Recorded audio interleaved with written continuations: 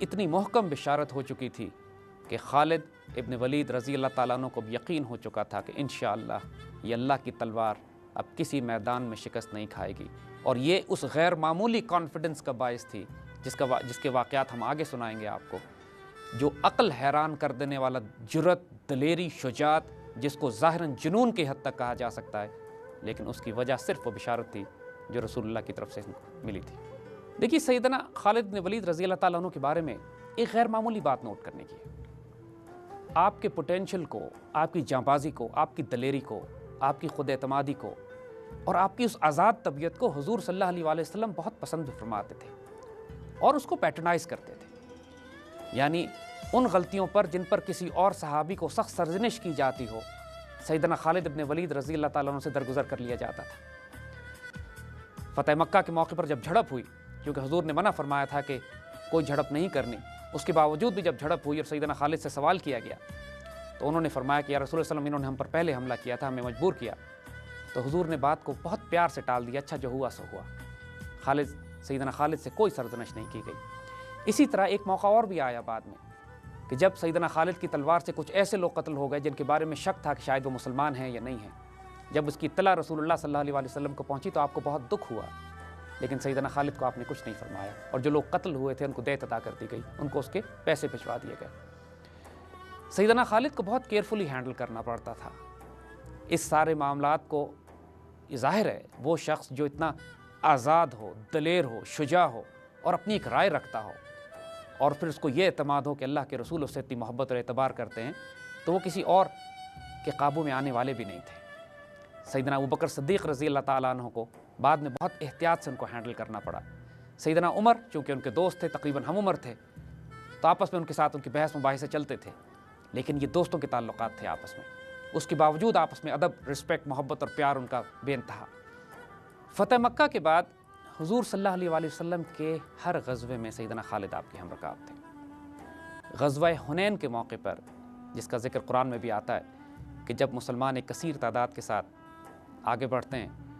اور پہاڑوں کے پیچھے سے دشمن مسلمانوں پر تیروں کی بارش کرتا ہے اور شدید نقصان مسلمانوں کو اٹھانا پڑتا ہے، اور ایک موقع تو ایسا آتا ہے کہ حضور صلی اللہ علیہ وآلہ وسلم چند صحابہ کے ساتھ بالکل تنہا رہ جاتے ہیں، اور پھر مسلمانوں کو پکار کر بلاتے ہیں اپنی طرف، اور مسلمان ری گروپ کرتے ہیں، دوبارہ ری آرگنائز کرتے ہیں اور کاؤنٹر اٹیک کرتے ہیں، اور اللہ پھر مسلمانوں کو فتح دیتا ہے۔ اس جنگ میں خالد ابن ولید بہت بے جگری سے لڑے اور بہت زخمی ہوئے۔ حضور صلی اللہ علیہ وآلہ وسلم بہت عرصے تک آپ کی عیادت فرماتے رہے، آپ کے لیے دعائیں خیر کرتے رہے، اور خالد ابن ولید، حضور صلی اللہ علیہ وآلہ وسلم کی خاص شفقت سیدنا خالد پر رہی۔ اس کے بعد غزوہ تبوک میں بھی سیدنا خالد ابن ولید حضور کے ساتھ تبوک کی مہم پر گئے۔ اگین اس مہم کا ذکر بھی قرآن پاک میں آتا ہے، اور تبوک سے حضور نے ایک چھوٹی سی ڈٹیچمنٹ، ایک چھوٹا سا دستہ جو 2 ملت الجندل کی طرف بھی روانہ کیا شام میں، اور سیدنا خالد کو اس طرف بھیجا گیا، اور اس وقت انہوں نے وہاں جا کے معاہدے کیے، اور سارے معاملے میں وہ ساری کیمپین کی قیادت سیدنا خالد کے پاس تھی جو 2 ملت الجندل اور شام کی طرف گیا تھا۔ حضور صلی اللہ علیہ وآلہ وسلم کے پردہ فرمانے کے بعد جو سب سے پہلی بڑی اور خونریز جنگیں سیدنا خالد کو لڑنی پڑیں، وہ سیدنا ابوبکر صدیق نے آپ کو سلیکٹ کیا اللہ کی تلوار کو فتنہ ارتداد کو دبانے کے لیے۔ بہت سے قبائل ایسے تھے جو مرتد ہو گئے، بہت سے قبائل تھے جنہوں نے زکوٰۃ دینے سے انکار کیا، اور ان تمام کی سرکوبی کے لیے جس کمانڈر ان چیف، جس شہ سوار کا انتخاب کیا گیا، وہ سیدنا خالد ابن ولید تھے۔ اور خالد ابن ولید رضی اللہ تعالیٰ عنہ نے انتہائی دلیری اور شجاعت کے ساتھ ان مہموں کو سر کیا، اور فتنہ ارتداد کو ختم کرنے والی تلوار سیدنا خالد کی۔ ان تمام کامیابیوں سے سیدنا خالد بن ولید کو اتنا اعتماد ہو گیا تھا اللہ کے اس کرم اور فضل پر جو ان کے اوپر سیف اللہ کے ہونے کی وجہ سے کیا جا رہا تھا، اور وہ مہر ثبت کر دی گئی تھی کہ یہ تلوار اب میدان جنگ میں کبھی نہیں ٹوٹے گی، کہ اس سے اندازہ کیجئے کہ جب ایران کے بادشاہ کو انہوں نے خط لکھا، اور بڑے کانفیڈنس سے اس کو کہتے ہیں، جب ایرانین کیمپین پہ، پرشین کیمپین پہ گئے، اس کو خط لکھ کے کہتے ہیں کہ یا تو اسلام قبول کر لو، یا تم ہمارے سرنگی ہو جاؤ، جزیہ دو، یا پھر فرماتے ہیں کہ تم کو پتہ نہیں ہے کہ کیا چیز تمہارے پاس آنے والی ہے اور کیا چیز تم سے ٹکرائے گی آ کے، اور جو لوگ میں لے کر آ رہا ہوں تمہاری طرف، وہ موت کو اس سے زیادہ عزیز رکھتے ہیں جتنے عزیز تم زندگی کو رکھتے ہو۔ اسی طرح جب ایک رومن بادشاہ کو، رومن سپہ سالار کو آپ نے خط لکھا، جو کہ بہت قلعوں میں بند کر لیا تھا اس نے اپنے آپ کو،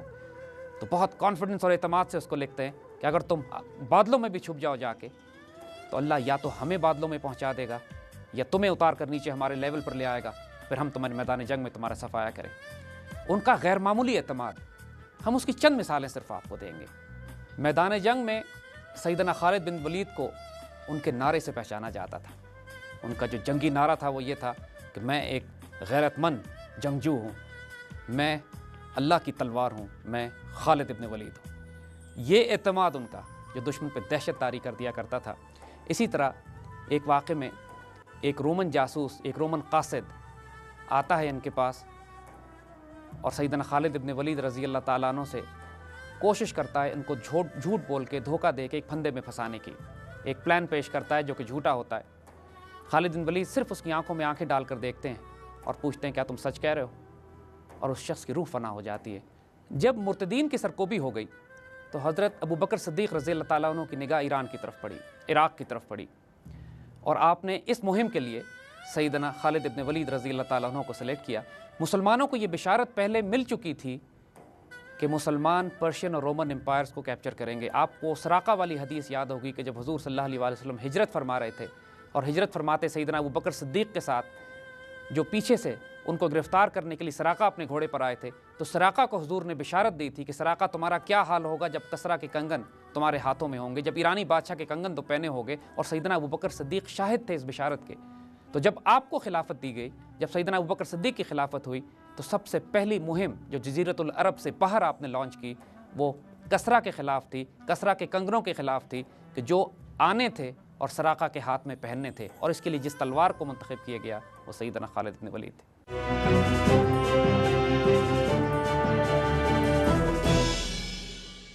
دیکھیے، اس سے پہلے کہ ہم حضرت خالد بن ولید رضی اللہ تعالیٰ عنہ کی ملٹری کیمپینز کے بارے میں بات کریں، ان کی ملٹری اسٹریٹجی اور ٹیکٹکس کے بارے میں بات کریں، تھوڑا سا ہم سائیکولوجیکل ڈائمینشن پہ بات کریں۔ جو ان کو اعتماد تھا، جو کانفیڈنس تھا، وہ کچھ سائیکولوجیکل اور اسپریچول باتوں کی وجہ سے تھا، اپنی ملٹری پلاننگ کی وجہ سے نہیں۔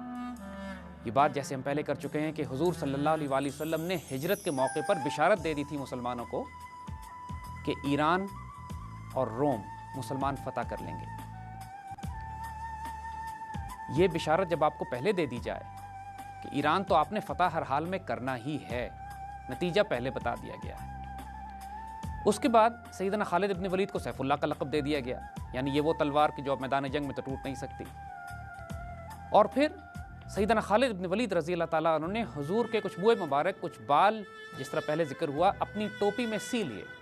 اور اپنے آہنی خود کے نیچے وہ ٹوپی آپ ہمیشہ پہنا کرتے تھے۔ جنگ یرموک میں آگے جس کا ہم ذکر کریں گے، ایک واقعہ ایسا آتا ہے کہ میدان جنگ میں حضرت خالد بن ولید لڑائی روک کر لاشوں کے بیچ میں سے کچھ تلاش کرنے لگے، اور پھر بلکہ وہاں سے پیچھے ہٹنا پڑا چونکہ وہاں رومنز آ گئے۔ تو خالد بن ولید رضی اللہ تعالیٰ عنہ نے مسلمانوں کے ایک دستے کو جمع کیا، کاؤنٹر اٹیک کیا، اس جگہ سے رومنز کو ہٹایا اور تلاش کر کے اپنی ٹوپی اٹھائی۔ بعد میں لوگوں نے اعتراض بھی کیا کہ آپ نے ایک ٹوپی کی خاطر کو جانیں ضائع کروا دیں، تو فرماتے ہیں کہ یہ ٹوپی نہیں ہے، یہ میری طاقت کا سرچشمہ ہے، کیونکہ اس میں رسول اللہ صلی اللہ علیہ وآلہ وسلم کے بال مبارک پروئے ہوئے ہیں میں نے۔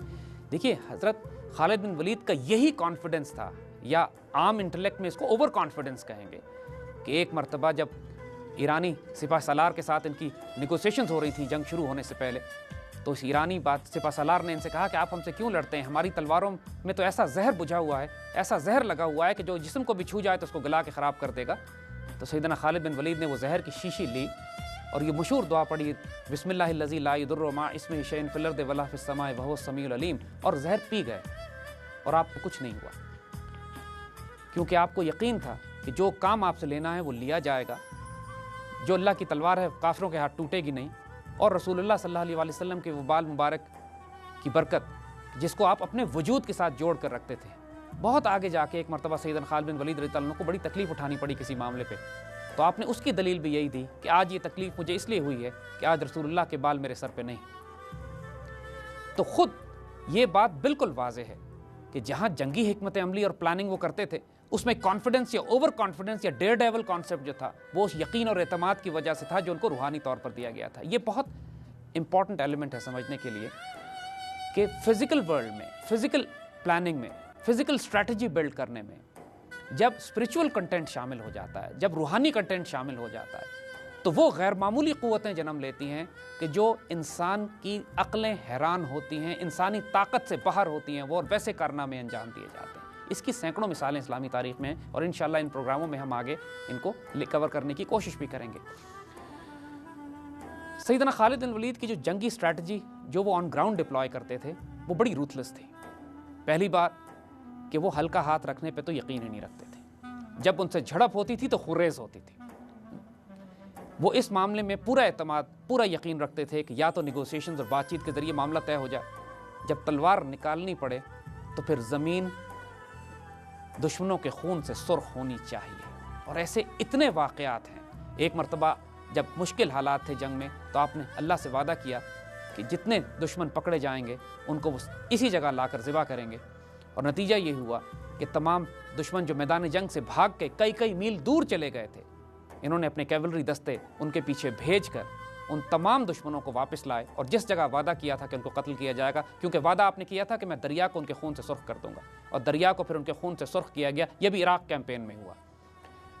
70,000 لوگ سیدنا خالد ابن ولید نے ایک جنگ میں قتل کیے وہاں۔ اسی طرح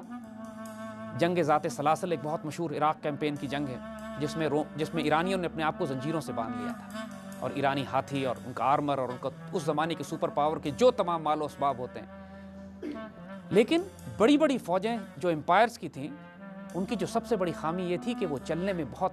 آہستہ تھیں، بہت سست روی سے حرکت کرتی تھیں۔ اور خالد ابن ولید رضی اللہ تعالیٰ عنہ کو جو غیر معمولی کارنامے ہوتے تھے وہ یہ کہ آپ اتنی تیز رفتاری سے مسلمان فوج حرکت کرتی تھی کہ اس کی صرف ایک مثال دینا کافی ہے کہ ایک مرتبہ ایک مسلمان کمانڈر نے سیدنا خالد بن ولید کو خط لکھا کہ میں دشمن کے ساتھ برسر پیکار ہوں، مجھے آپ کی مدد کی ضرورت ہے۔ سیدنا خالد بن ولید نے اسی قاصد کو خط دے کے بھیجا کہ جاؤ اس کمانڈر سے کہو کہ میں تمہاری مدد کے لیے پہنچ رہا ہوں۔ اور جب وہ قاصد بجلی کی رفتار سے پہنچا ہے واپس اس کمانڈر کے پاس، اور اس کمانڈر نے خط کھول کے پڑھا ہے اور سر اٹھایا ہے، تو افق پر خالد بن ولید کی فوج نظر آ رہی تھی۔ یعنی اس قاصد کے لٹرلی اس کی گرد بھی نہیں بیٹھی تھی اس کے گھوڑے کی کہ خالد موو کر چکے تھے۔ اگر آپ خالد کی فوج